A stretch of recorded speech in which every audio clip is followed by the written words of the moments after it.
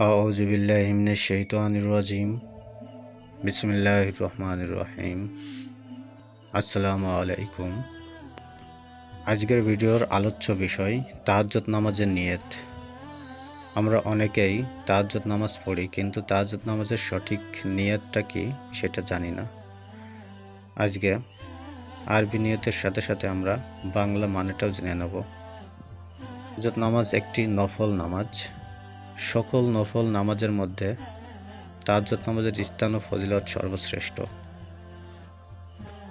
তো চলুন তাহাজ্জুদ নামাজের নিয়তটি জেনে নেওয়া যাক।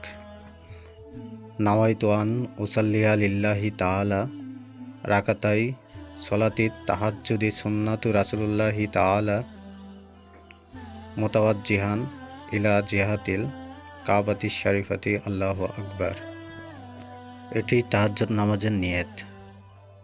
এবার আমরা এই আরবি নিয়তের বাংলা অর্থ জেনে নেব।